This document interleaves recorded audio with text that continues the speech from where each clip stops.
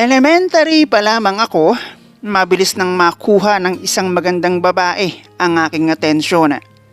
Kaya naman elementary pa lamang, may nagugustuhan na akong babae at isa siya sa aking mga kaklasing babae. Bukod sa maamo niyang pagmumuka, maputi, gandang-ganda ako sa kanya.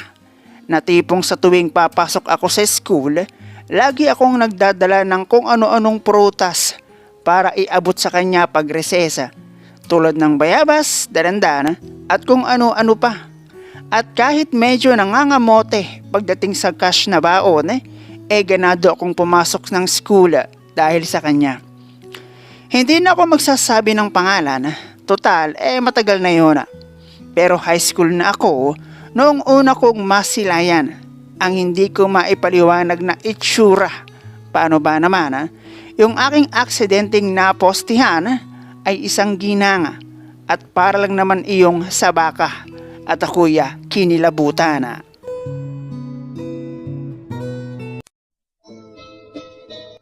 Hello guys and welcome dito sa Kasgul TV. At syempre kung ikaw ay bago dito sa aking channel at trip mo ang ganitong klase ng kwento, palike and subscribe naman dyan.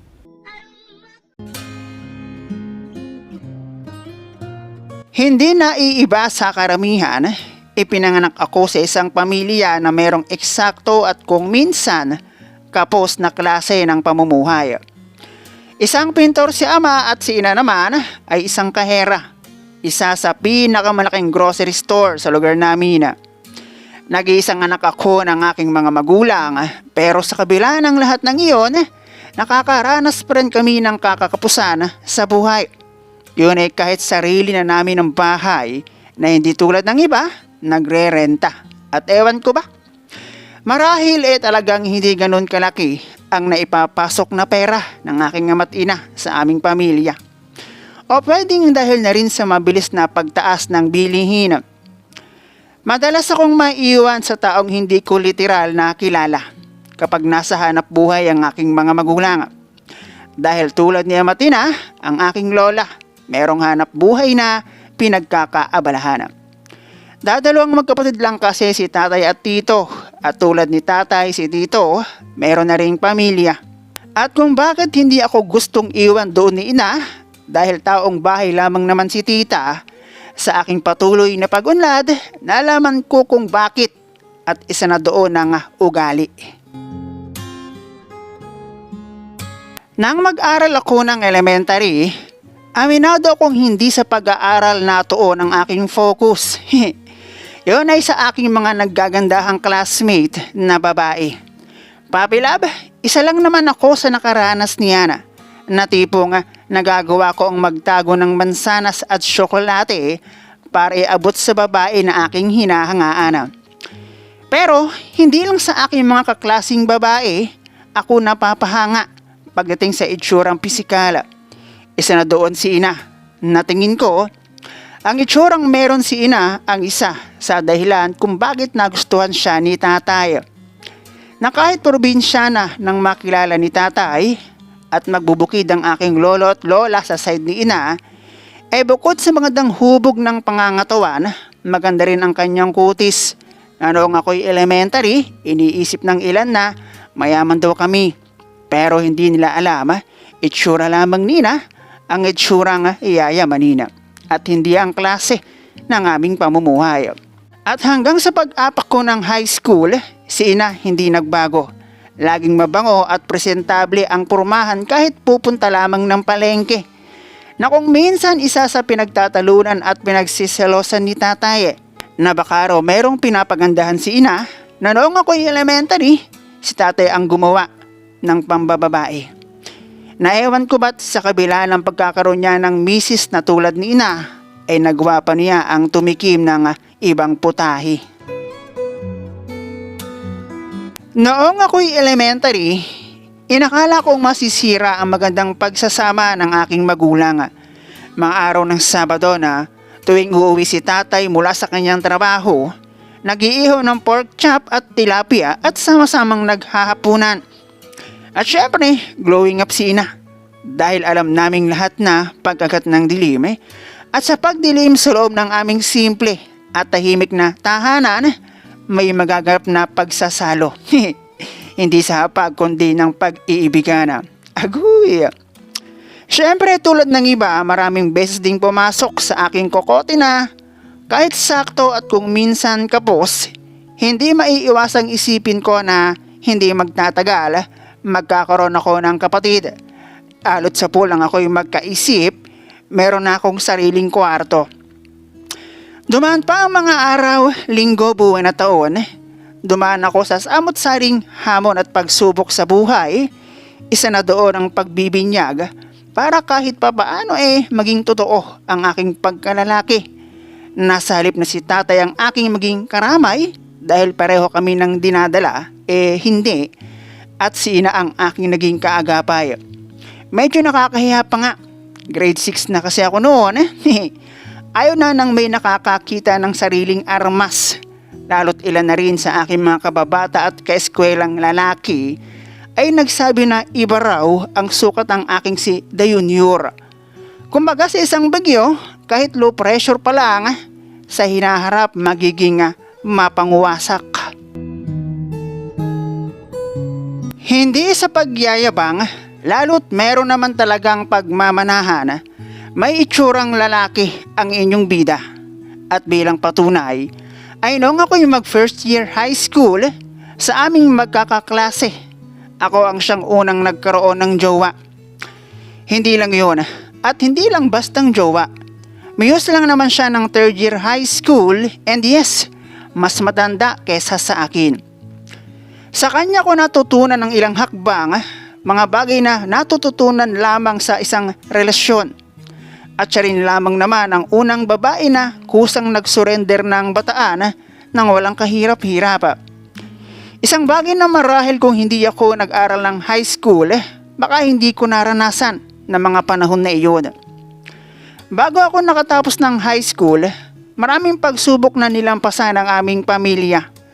Bukod sa naging normal na sa amin ang kung minsan ay hindi alam kung saan kukuha ng panggastos dahil sa mababang sahod ng aking mga magulang, at si tatay na kung minsan buwan kong matambay sa bahay, malaking naging epekto sa amin ng pandemika. Sa taon kasi ng paghahanap buhay ng aking mga magulang, hindi kami nagkaroon ng savings. Kumbaga, isa ang aking mga magulang sa may hanap buhay pero sapat lang para kami mabuhay.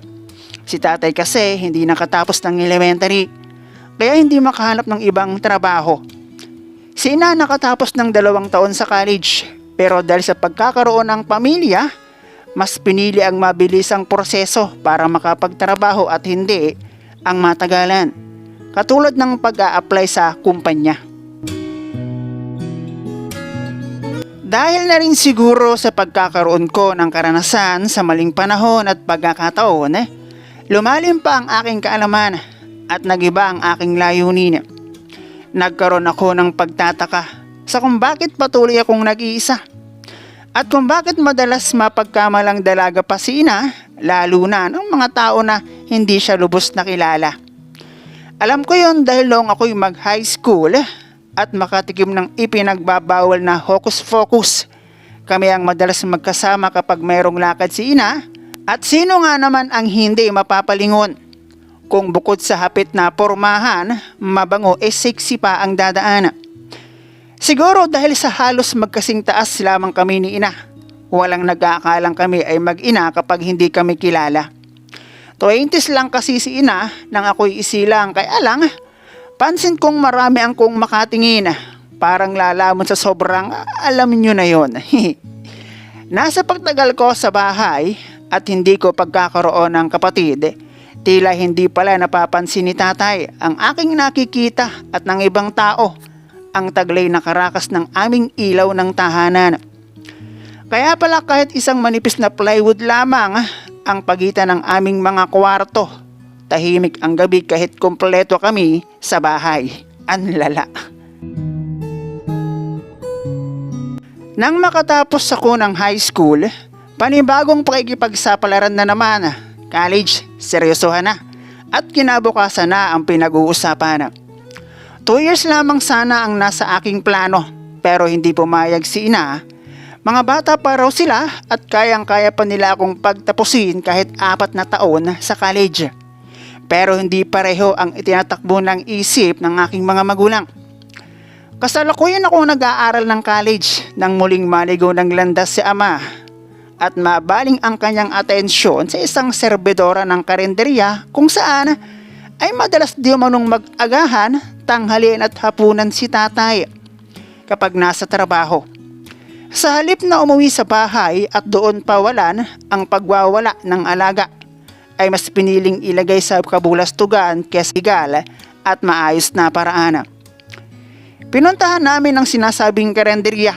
Nagbiyahe at nagsayang kami ng oras para lamang makita ang isang nilalang na kinahumalingan ni tatay. Ayos na sana. Dahil noong malayo pa kami sa karinderya at tipong ulo pa lang ng serbedora ang tanaw ni ina, naghuhumiyaw na raw ang kanyang kaluluwa sa galit. Pero sa aming paglapit at sa pagharap ng nasabing serbedora, doon ko lang napagtanto.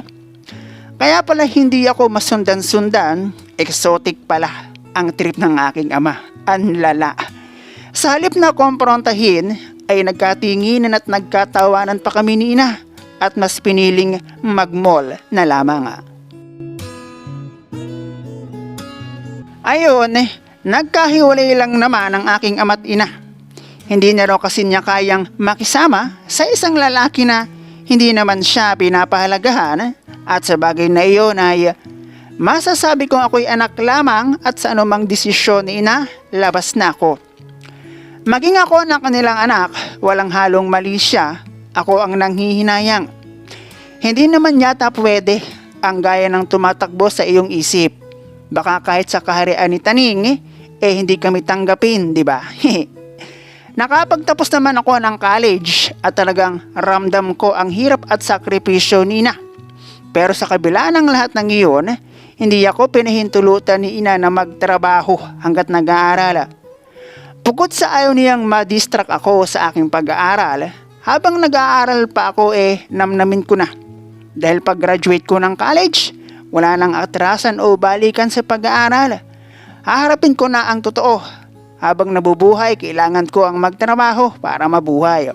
1 taon na ang nakalilipas nang makatapos ako ng 4 na taon sa college. Sa kabila ng sakripisyo at stress, hindi nun tinalo ang kagandahan ni ina. At ang kanyang pampariband, nasasagot ko na.